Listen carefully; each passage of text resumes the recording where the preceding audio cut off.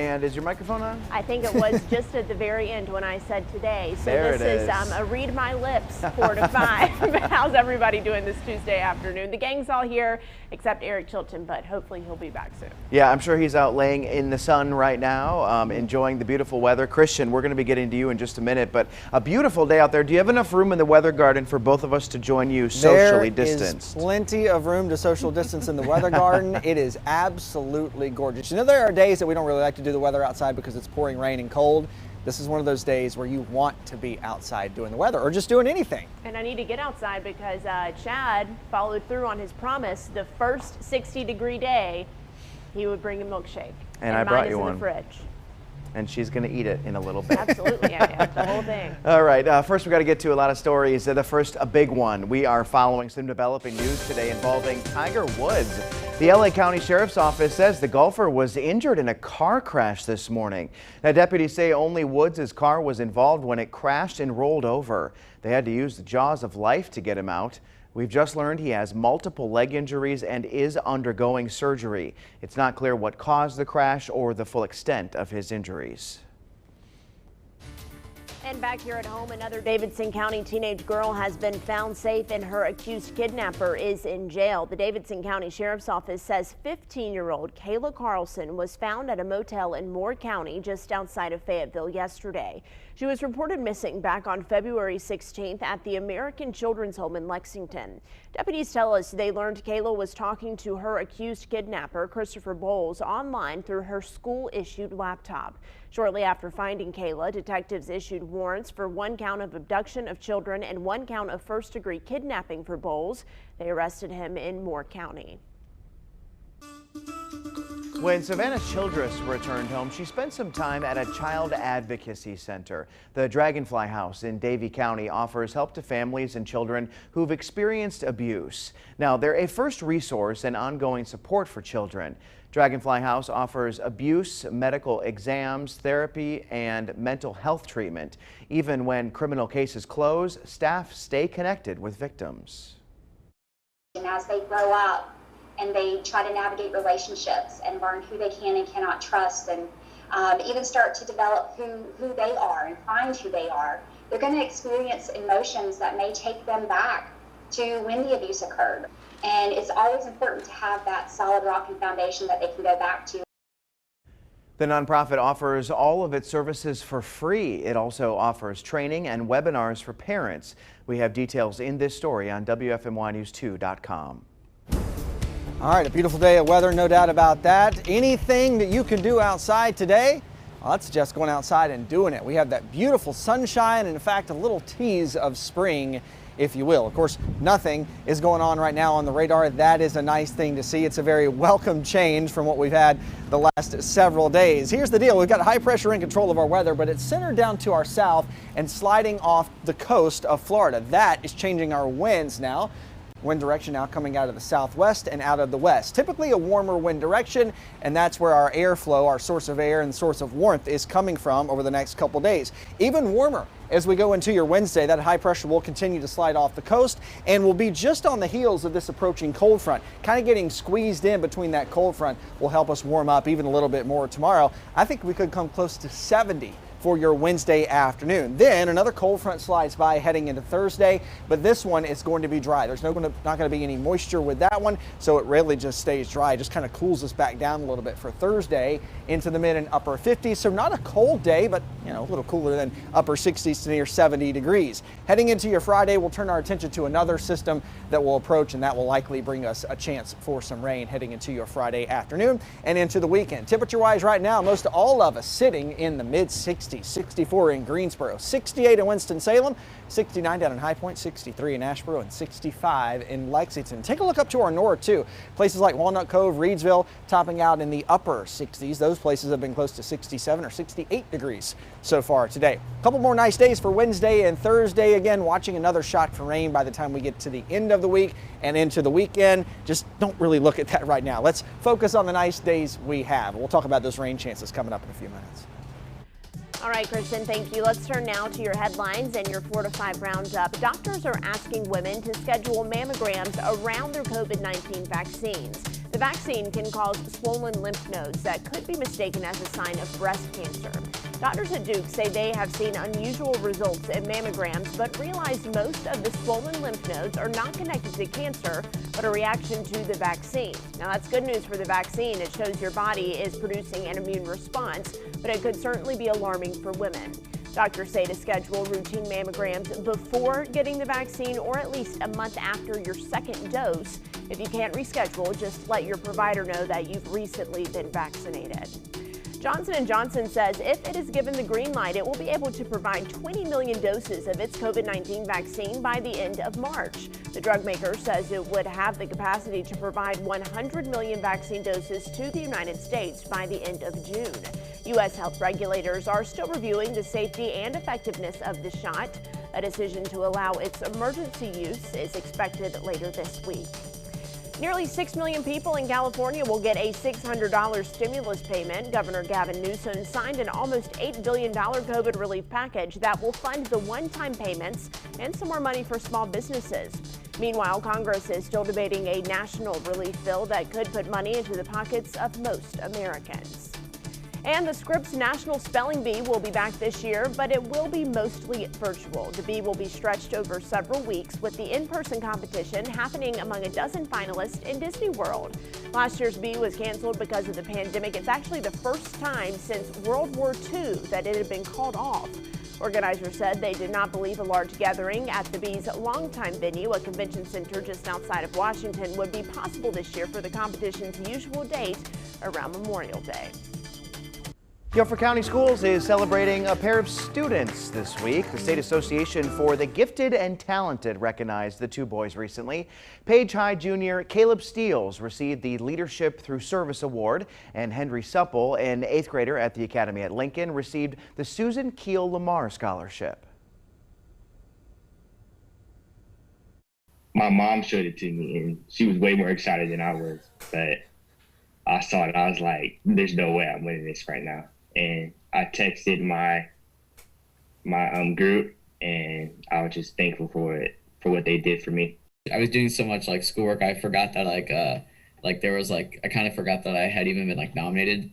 And then my mom showed me that I had won it, and I was because I did not expect that I would win an award. I had no idea.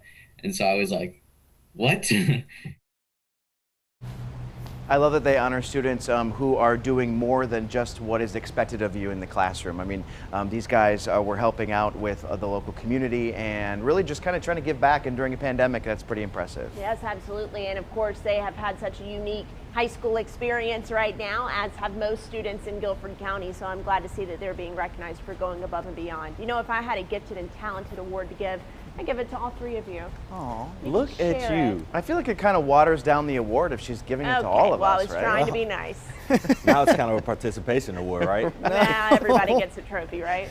I like what that one student there said. He said, you know, I was working so hard and studying so hard, I even forgot I was nominated for this, and that right there is probably exactly why he got nominated. I wish I was talented and gifted enough to be awarded for something. Aww. And I think it's wonderful that the school district is making sure to include citizenship as well as academics in the award category. It's so much more important to be a great person. It's more than just being a great student. You got to be a great person, a great member of our society and our community. And I'm glad the school district is rewarding these two students for doing such that. Future leaders right there. I like it. Chad, so who are you giving your gifted and talented award to? To all three of Nope, you. see, Cop out. And it's can't do watered that down. because- Today I'm going to give it to Christian for the weather, even though I know he had no control over it. Christian, Fair. you get my award today. You know, some I'll people would agree. think different. I agree. Who could be mad about this? I don't know. It's Let us beautiful know out. on Facebook if you're mad about it. We'd love to hear it. And I'm still waiting on congratulations y'all to to come those outside two and spend some students. We'll be right back.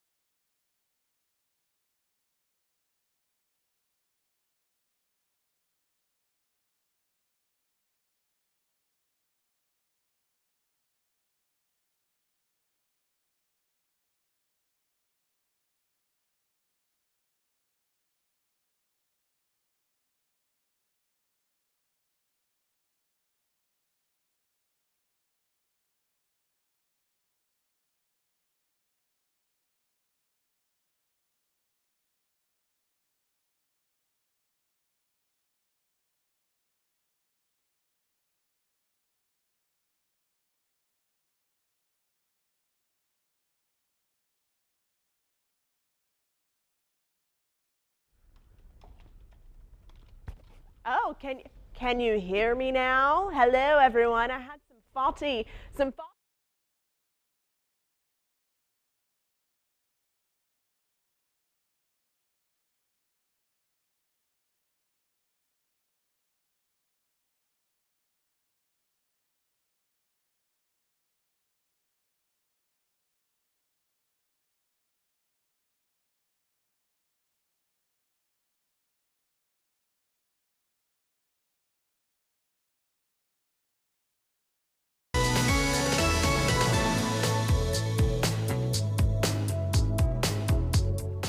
Welcome back to your 4 to 5. You know, ever since the start of this pandemic, testing for the coronavirus has been one of the most important tools we have to keep the spread down. Now, French researchers are developing a new rapid COVID-19 test that connects to a smartphone to reveal results at home. CBS's Ian Lee has the latest. Ever since the pandemic began, researchers in France have been working on a way to test for COVID-19 quickly and accurately. So since March, we try to develop a portable device which everybody can use at home.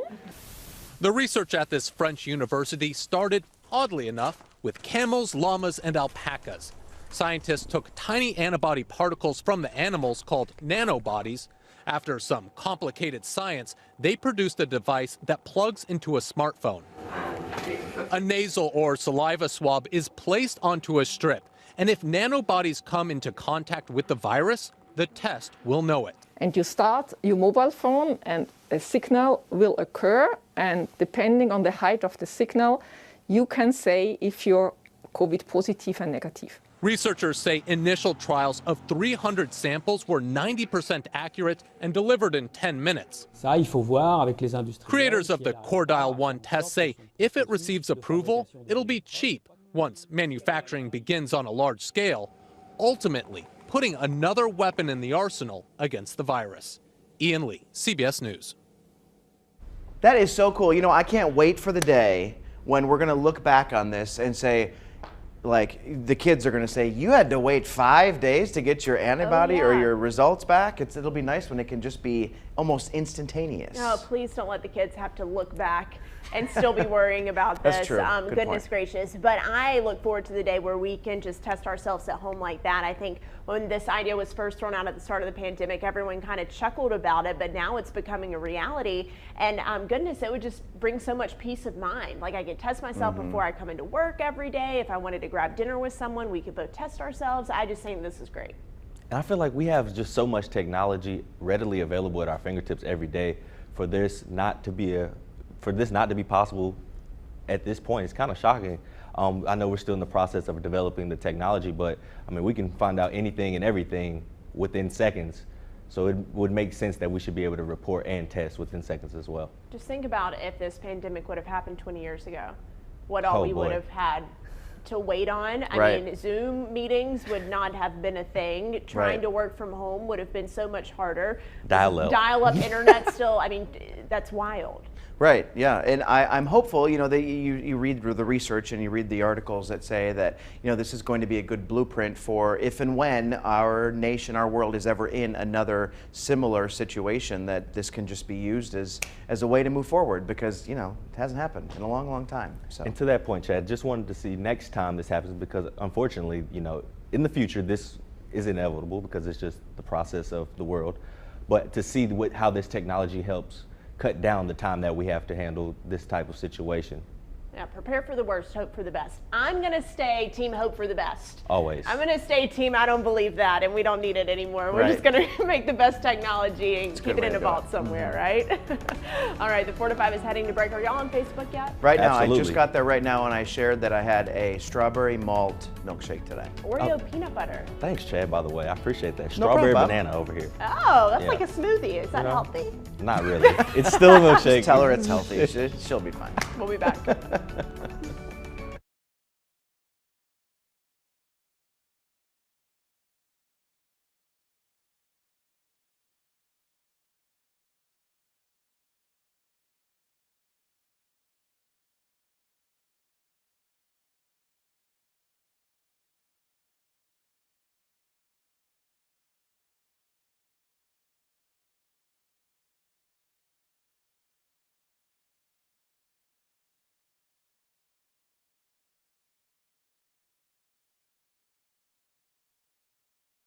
My mic was being... Woo! Talk? Talk. Just talk. Mic check 1, 2. We're talking high school football. Kind of crazy to think that we're actually talking.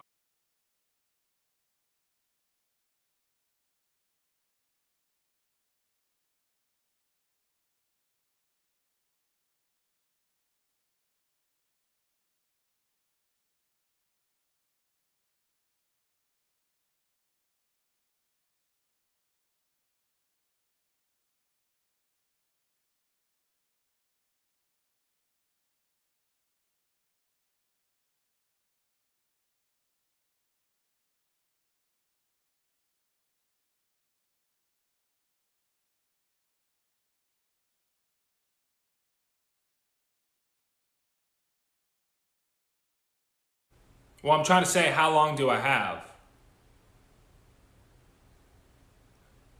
Hold on, Luke. I'm trying to say, how long do I have to ramble? Like so I have a good idea of when I should cut myself.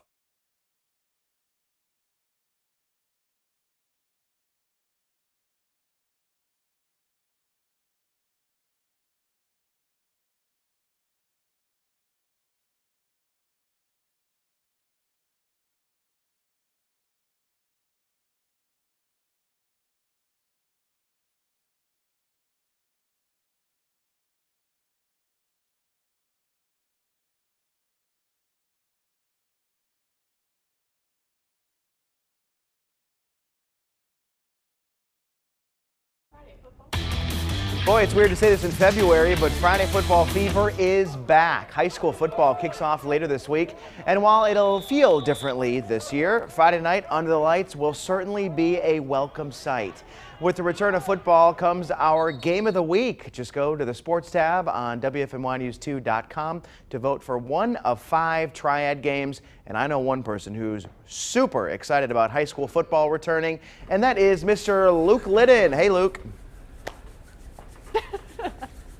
Hey, Chad, who's ready for some football? You're exactly right. I'm very excited. And like you mentioned, it's so bizarre to talk about high school football at the end of February. I know 2020 was such a crazy year. I think we're all just lucky and grateful to even have football to talk about. Just a couple days away. The week 1 of the season kicks off this Friday, although almost a dozen games have been pushed back, or pushed forward today, I should say, to Thursday due to possible rain messing up the playing conditions. So also head to our website, WFMYnews2.com, head over to the sports tab to see if your school is included on that list, because there are quite a few teams that are playing Thursday instead of Friday. But regardless, we will have a majority of those highlights on our show, Friday Football Fever. It's so weird to say that. I'm so excited. This coming Friday. Also, speaking of football, there are a lot of storylines to follow. East Forsyth, you can sense my excitement, right? East Forsyth looking to three-peat this upcoming season. I don't think COVID is going to stop them. I think they have a really good chance of doing exactly that. Pretty incredible storyline there. And then East Surrey, they're looking to repeat as champions for the first time in school history. So despite COVID and what it's done to our sports world and just our world in general, we have football to talk about, which is very exciting. We have a lot of teams that are hoping to be as successful, if not more successful this season. One more quick thing before I stop rambling. It is a shortened 7-game season, so we got to soak up the games and the touchdowns while we still have them. I love it. I love high school football, and I was actually driving home after work last night and saw the Page Pirates out there on the practice field getting in some work. I have to drive by the high school on my way home.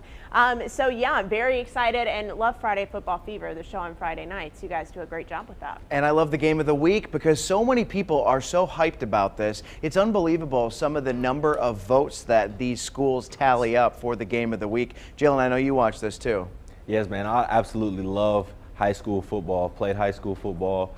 I went out and shot some games for Luke and them last year, well, the previous season, and I just can't wait for things to get started back. There's nothing like the spirit of high school football. We got the fanfare, we got the players out there with the camaraderie and the brotherhood on the field, and we got the parents going absolutely crazy. It's just a great matchup, a great mashup of energy, and I absolutely cannot wait.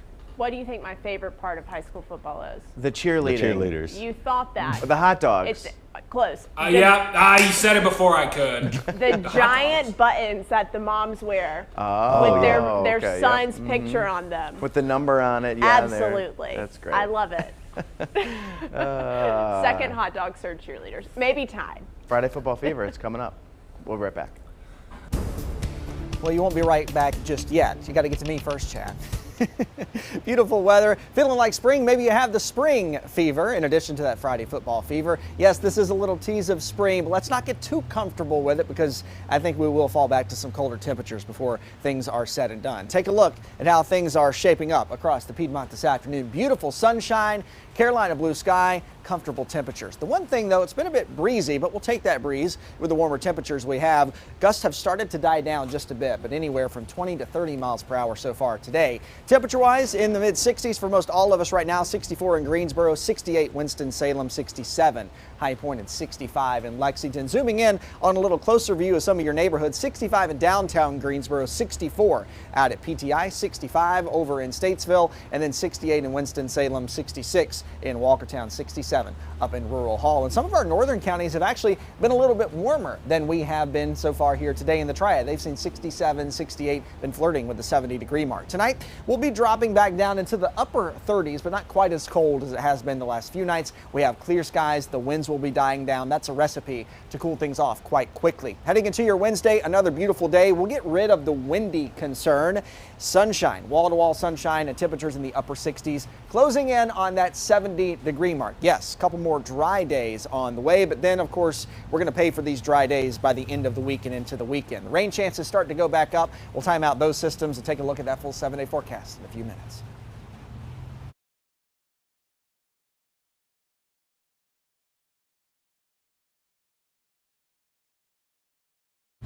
Wonderful, wonderful, wonderful. All right, cool. I'm going to call him right now. Oh, I'm calling myself. Whoops.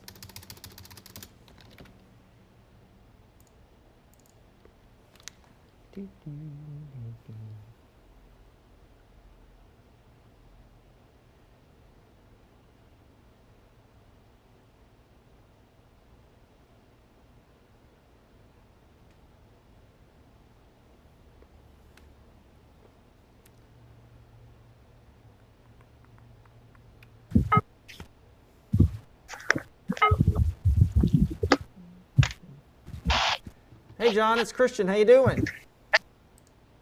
Hey, good, Christian. How are you? I'm doing well. Thanks for joining us on this beautiful day. Absolutely. Man, it is nice out. It is gorgeous. Very, very nice. Oh, man. Hey, it's like a taste of spring. It is. I'm afraid we're going to get too comfortable. All right. What's that now? I said I'm afraid we're going to get too comfortable with it. I know. I know. I see what's coming on the weekend, so I'm not looking forward. All right. We're about a minute out, so just hang tight for us. All right. Gotcha. Thank you.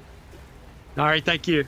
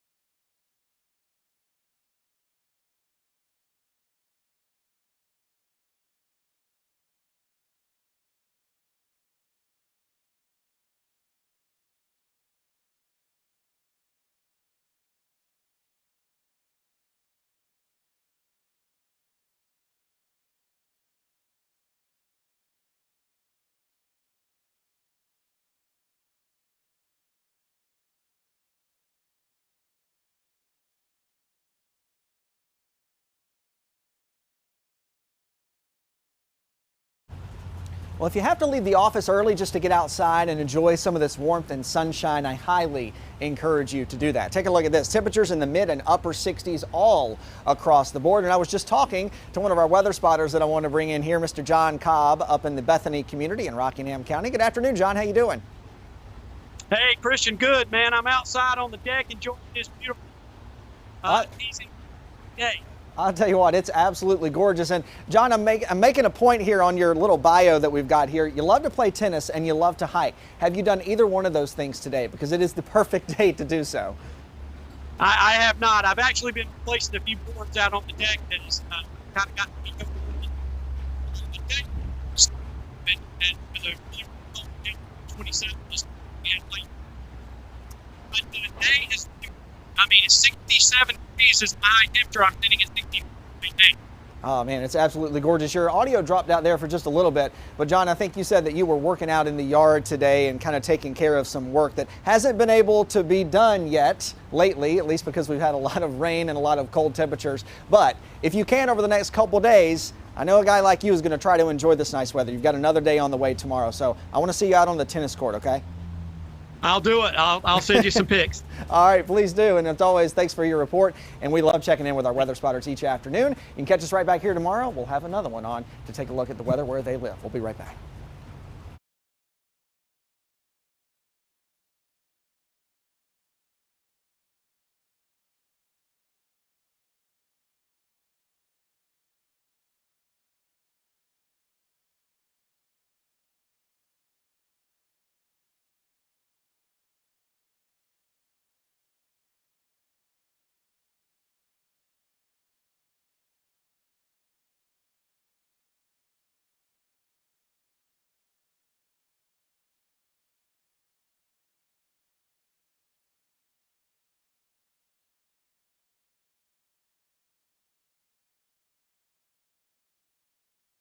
It is not a pain, Angela. I would rather everything worked perfectly. So I'm happy to give you a mic check. 1, 2, 3, 4. Alabama, Alaska, Arizona, Arkansas, California, Colorado, Connecticut, Delaware, Florida, Georgia, Hawaii, Idaho.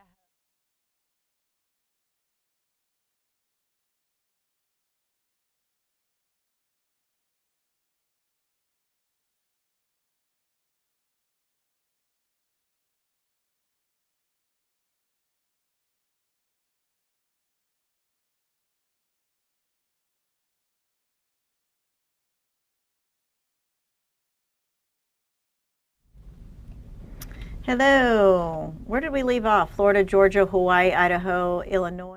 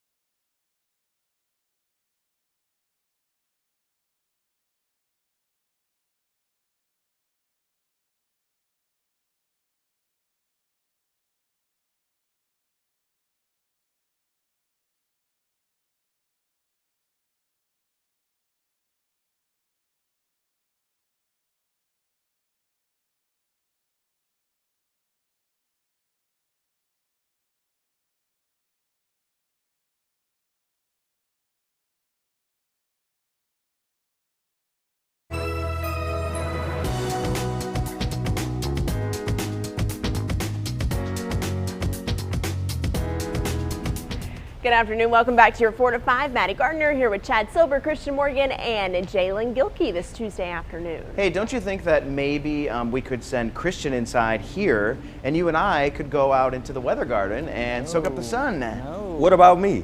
Oh. Well, that was rude. If there's enough room, you can join us. There's Jalen. plenty of room. You can all just come join me. We have plenty of room to space out here. Plenty of cameras, too. We'll catch everybody.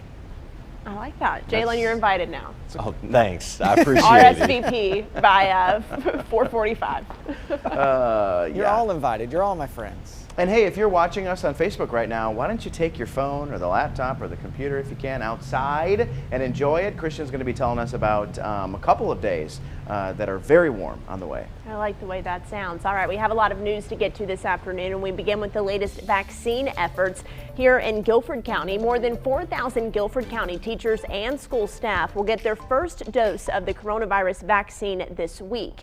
Guilford County health leaders say those vaccinations will happen on Thursday, Friday, and Saturday. Guilford County schools will have remote learning on Friday to allow teachers to get their shots. Guilford County Emergency Management Director Don Campbell says the appointments filled up quickly once they opened. first thing on Saturday morning, and they have already, at this point, we have just a few left in our child care group that should be reserved here probably by the end of the hour. Colton Health staff will help with the teacher vaccinations on Saturday using the county's doses. The health system will use its own doses to vaccinate healthcare workers and people older than 65. I want to break down one of our encouraging coronavirus trends. This is the percentage of tests coming back positive, also known as percent positive. Today's number, 6.2%. It's on par with what we've seen over about the last week or so. Now, even looking further out, the past 2 weeks have really only fluctuated between 5 and 10%.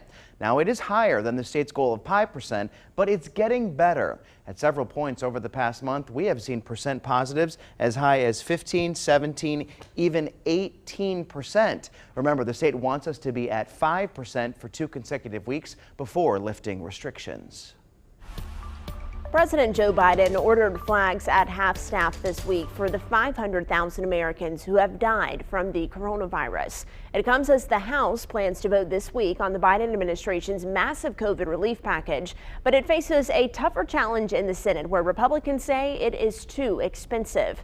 And more vaccine relief is now on the horizon. Manufacturers are testifying virtually before a House committee today, pledging to ramp up supply.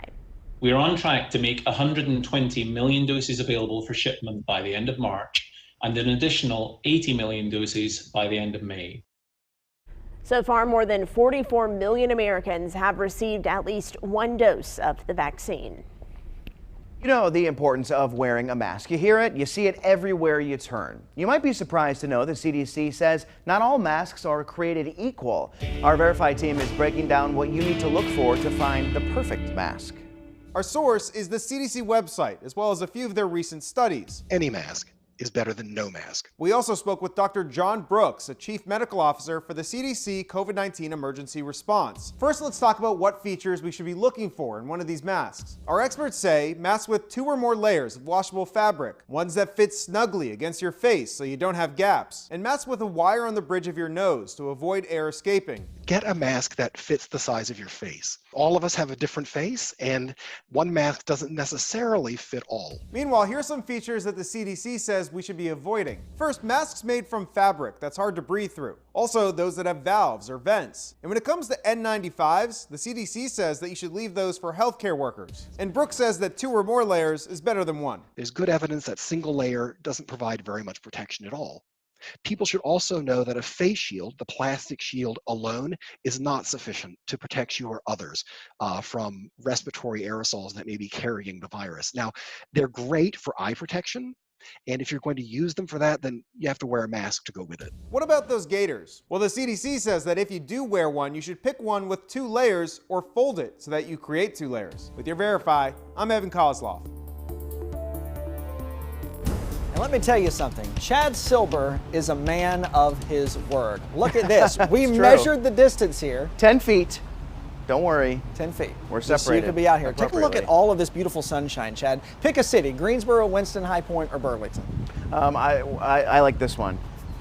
I can't see it. It's green. I don't know which is which. We're gonna have to work on that for you. I'm glad you came out here. Thank you. You know, the sun, it's going down. I can see it right back here, and I've got maybe 5 minutes left before it's gone. So look at, you see it? Look at.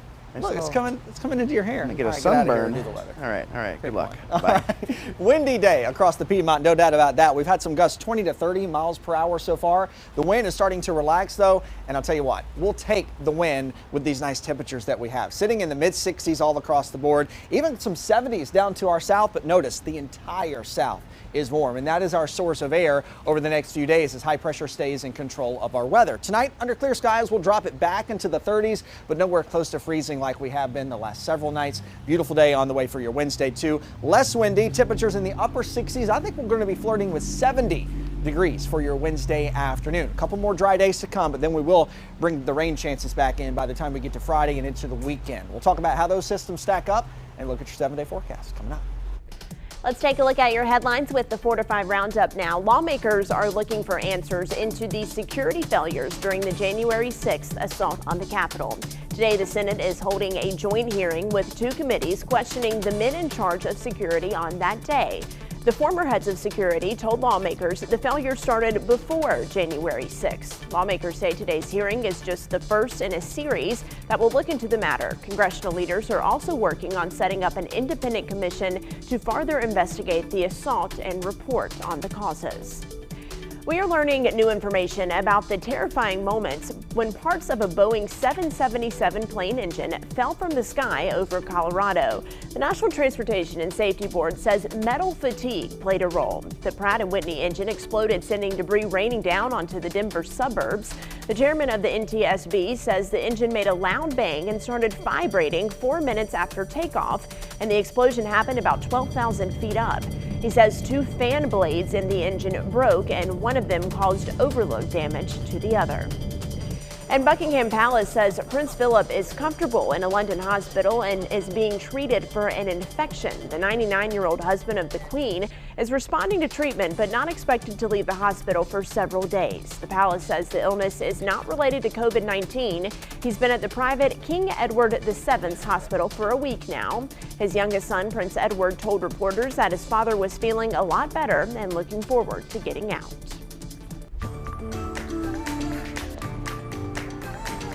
Stimulus check number 3. It could be headed to your bank account or your mailbox. The thinking is somewhere between mid and late March.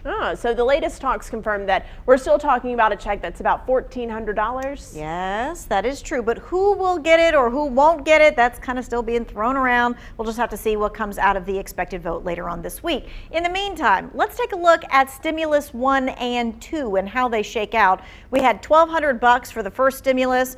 Single people earned up to $75,000 qualified. Married couples who earned up to $150,000 qualified for the payments, and then those payments were phased out when singles earned $99,000 and couples earned $198,000. All right, here's how it changed. Stimulus number 2, $600 was the payment. The thresholds were the same for single and married, but the phased out number was slightly lower, $87,000 for a single person, $174,000 for a married couple. Okay, now we get to stimulus number 3, and there was some talk of limiting the stimulus round 3 payments to those who made up $50,000 if you were single or married up to $100,000. Now, if that happened, millions of people who received stimulus 1 and 2 would not get number 3.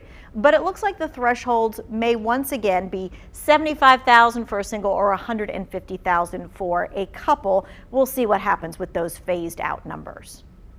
There is a big push to help the people most impacted negatively by COVID, and that is the people who make less than $50,000. There are some really important aspects of this.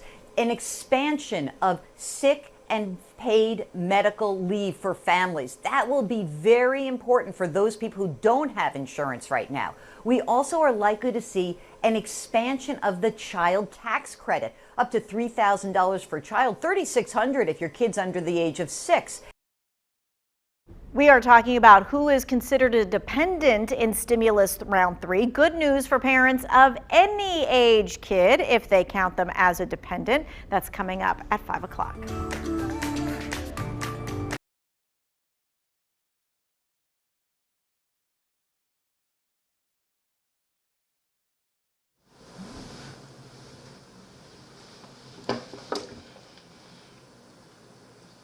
Mic check 1 2 3. Mic check 4 to 5. Mic check 1 2. Mic check 1 2 3.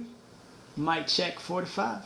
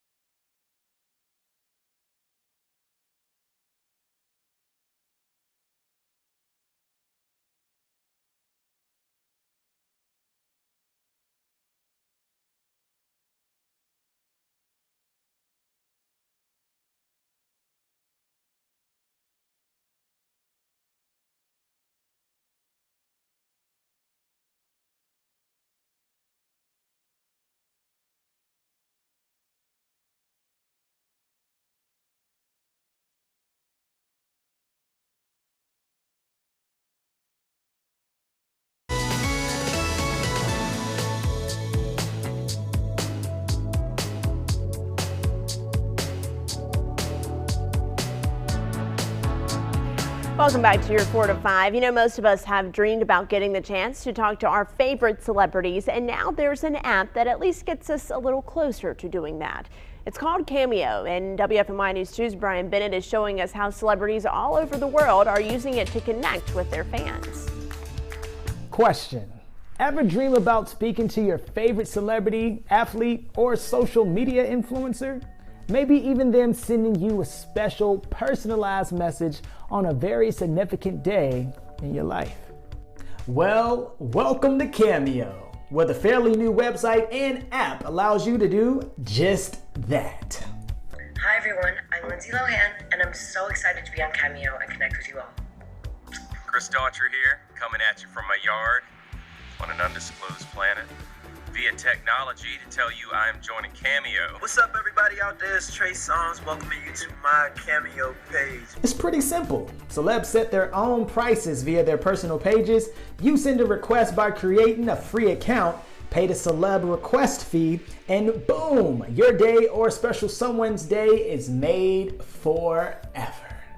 Preston, what's up, man? This is Chris Tucker. Congratulations, man, on the Financial Advisor Award this year, man. God bless you. Keep up the good work. 2021 is your year. Keep doing it, baby. Do you understand the words that are coming out of my mouth? Each celebrity has their own turnaround date set, which usually range from 1 to 7 days. So make sure to plan accordingly so you or the receiver of your Cameo can have a moment to remember for a lifetime. To be the best, you gotta beat the best. And right now, Perry, woo, and his team are the best. Woo, says the nature boy. Woo, woo. Woo woo! This is awesome. Hey, listen, guys, right? You gotta love the nature boy, right? And that woo will cost you $500. Woo woo woo! That's expensive woo. I'll do it for half the price. I'll do it for 100. So what if we all three go in on one woo? Can we split the cost up? For the 4 to 5? Yeah. And then we could just use that as like the show intro, you know, where it plays at the beginning. Ric Flair welcomes everyone every afternoon. Who would y'all pick as your celebrity? Yeah, so Brian, please. Oh, I'm sorry. Yeah, I wanted to ask you guys, I mean, who would you be most excited about receiving a cameo from and why? Celine Dion, Taylor Swift, probably Norah O'Donnell on the CBS Evening News. Wow, okay. I do enjoy her. See, I'm a big Eric Church fan. You are. And I think that would be awesome. I thought you were going to say Eric Chilton. I'm going to be honest. I can get you one from Eric Chilton for $10. My question is, how long before Maddie Gardner is making appearances on Cameo? Wow, I'm Superstar so Maddie honored. Gardner. I am so honored, Jalen. For you, a free message. You know what? I truly appreciate that. Buy one, get one. It's crazy how expensive they can get too. I was just looking the other day, and I mean, it's such a wide range of prices. I mean, as low as like $15 for some bench warmer who played in the NFL like several years ago. Like very cheap. So mean. Yeah, and it goes all the way up to thousands of dollars. Yes, I can imagine. But if you really want to make like a birthday gift or a Christmas present special for someone, this might be a way to do it. I'm not dropping $500 for any of it, but. Me neither. I wonder if Conan O'Brien is on the celebrity list for this. Is that your fave? I went to a taping of Conan O'Brien a few years ago when I went to LA, and it was so much fun. I made a sign, and he talked about it and called it out and talked to us on the air. Really? But now So I really, you kind of have your own cameo already. yeah, but I really want like another one where he actually says my name. He wants and another says some one. cool things. Greedy. It's very greedy. Take what you get, you know? I'm greedy. They're charging $500. Be Ric Flair's charging grateful. $500 for a woo. Listen, he is Ric Flair. That's what I was about to say. I think he might be a little underpriced. Oh, come on. How much would you pay for a Ric Flair woo, Jalen? Absolutely priceless. I had a Ric Flair quote on my Instagram story yesterday, so I was having a hard time holding those gators down. Almost the same thing, so Wow. that's great. Very cool, though. All right, we are charging nothing. We will actually pay you money if you would like a video from us. And hit us Speak up on for Facebook. yourself. All right, we'll be right back.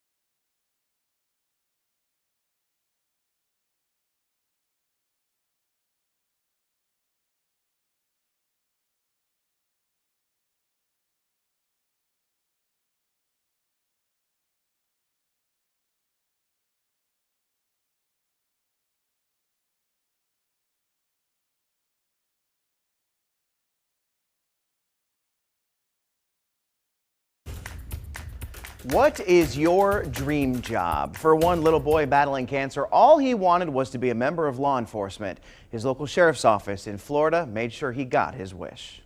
And that's a real badge, and you are now a real deputy. All right, congratulations.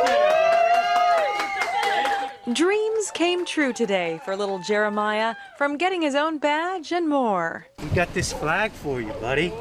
So now you're an official member of our canine unit too, see? He's a little shy, but his smile says it all after going through a long year. Jeremiah here was diagnosed with neuroblastoma, high risk, stage 4, last year on March before his 4th birthday.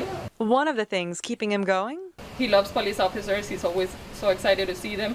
Every time he gets out of the hospital, he's asking me if his police friends are going to come and say hi to him or something, because they have done a couple parades for him. Their kind actions inspiring him to find a lifelong passion. And he says he wants to be a police officer doctor to help kids with cancer.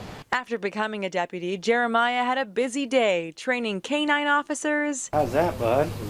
Good. Good. And getting a sweet new set of wheels to get around. You got some backup. We got plenty of backup, buddy. Can't go to the park. He can go nowhere. So COVID made it way harder. So this means the world to us, because he's finally able to participate in something. His mom says with his new deputy badge, he has what he needs to finish off his treatment strong. We've seen you, okay? Come by anytime. Come talk to us sometimes, okay? Okay. All right, buddy. Take care of yourself. Okay.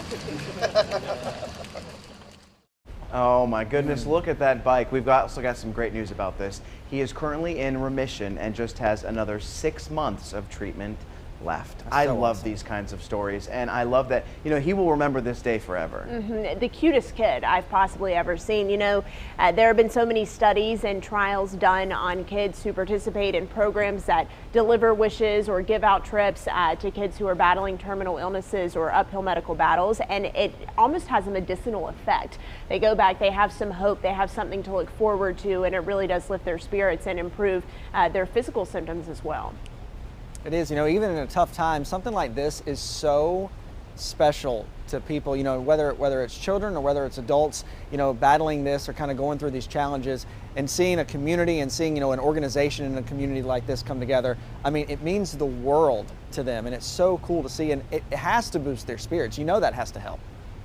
And seeing kids like Jeremiah, it just tugs on my heartstrings. It just makes me realize how blessed and how fortunate I was coming up to be a healthy person. And it's just another thing that we need to recognize, that we need to be more thankful that we are able-bodied and healthy and don't have to deal with a lot of the things that he's dealing with. My favorite part of the story is when the deputies were standing behind him and they said, "You got plenty of backup." And yes, he certainly does have a lot of backup with those men and women on his side. And that bike, I mean, what a cool bike. Chase on the case. Just taking off. Christian. I'll tell you what, something else that's good news today, that is the weather. Absolutely gorgeous. A little bit of a taste of spring, is it not? Take a look at this.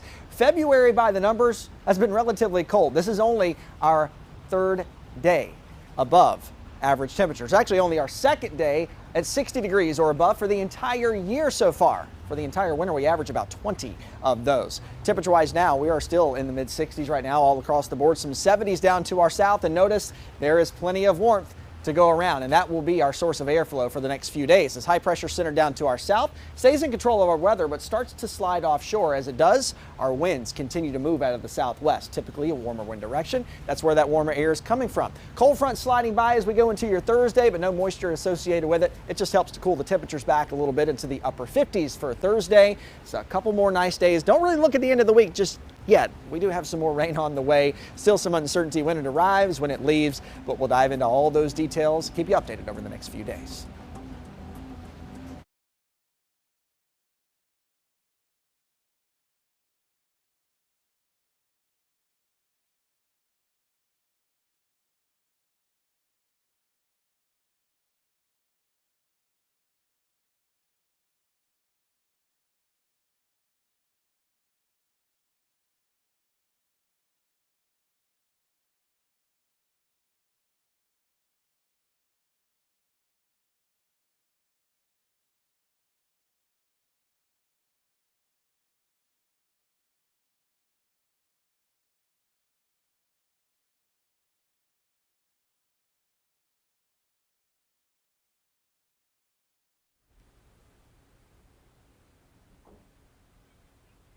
Hello, everybody. Mic check. 1, 2, 3, 4.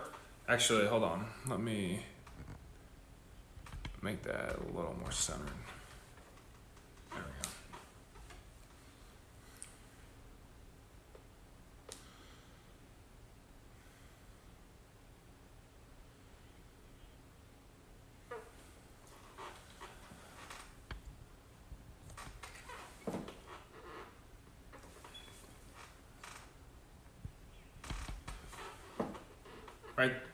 Right there.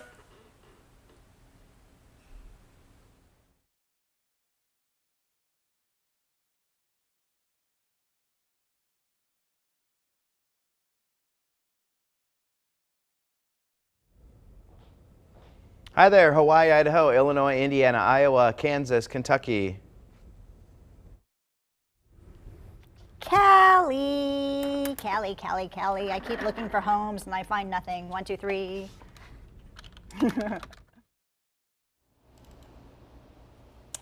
Hello. 1, 2, 3, 4, 5, 6, 7, 8, 9, 10. 1, 2, 3. I hate this. Well, I hate termites and bugs. Hi, everyone. Hello. Yeah, termites are no good. Is that no good? I have no idea what IFB I'm on either. So that is a fun game we can play. Huh? I can hear you. It sounds staticky, but I can hear you.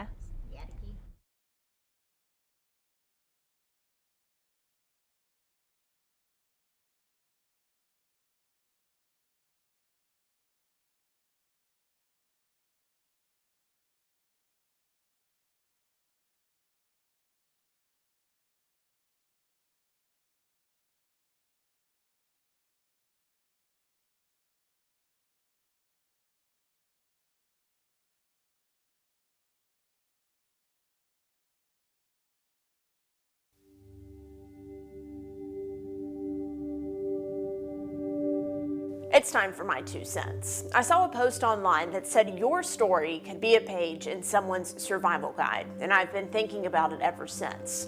I think it's because we typically only see one side of someone's life, the best side, maybe even the edited side. We're hesitant to let people in and tell them the bad parts of life, the things we've overcome, or even what we're still struggling with. But if we're being honest, we all have that side too. I understand why people don't want to be that vulnerable and put everything out there for the world to see. It is comfortable to sugarcoat and gloss over the hard spots, and I think it's perfectly fine to do that. But what if you told it like it was? What if you put out the real, the unedited, the raw you? It's scary, but it could help someone else. In a world that can seem so fake, so filtered, how can you be authentic? I think people crave real more than they crave fake. They want honest, even if it's harder to hear. They want to relate to you, not feel bad about themselves because you appear to have it all together. But that's just my 2 cents. That's your 4 to 5. WFMY News 2 at 5 starts now.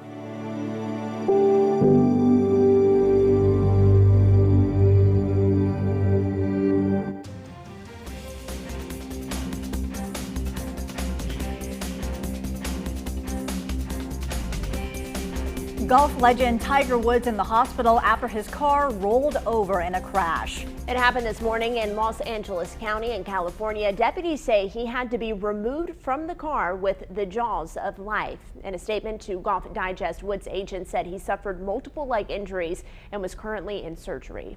Video over the accident scene shows the SUV on its side with heavy damage to the front. The crash just off the side of a road on a hillside. WFMY News 2's Luke Liddon is joining us now with more.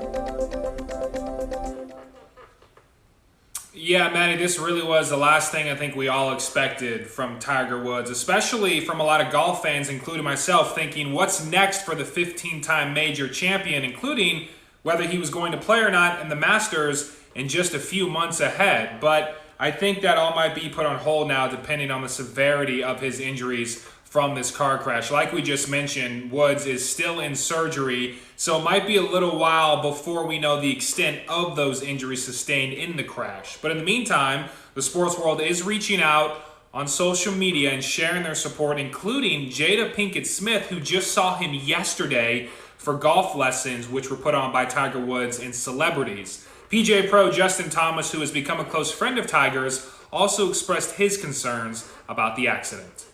Yeah, I mean, I'm sick to my stomach. You know, it hurts to see one of your, now my closest friends, you know, get in an accident. And man, I just hope he's all right. Just worry for his kids, you know, I'm sure they're struggling.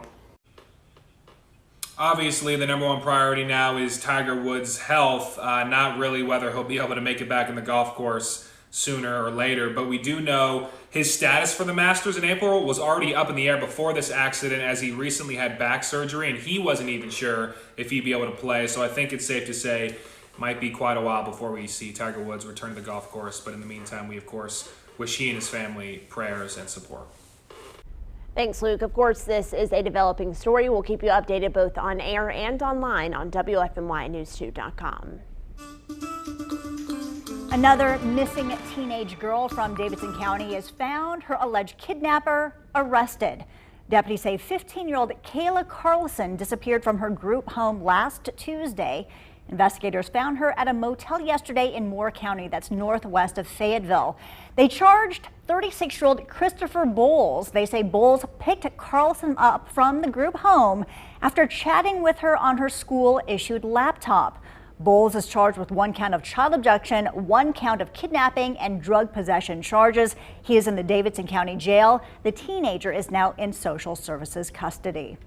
This is the second case involving a missing teenage girl from Davidson County in just a matter of days. In both cases, investigators say the girls were talking to their alleged kidnappers online using school laptops.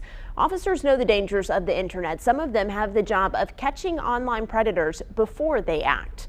WFMY News 2's Adoria Chumba spoke with a Forsyth County investigator about how to spot them. Whether by phone apps, laptops, or gaming consoles, as long as you have internet, online predators can come into your home and target your kids.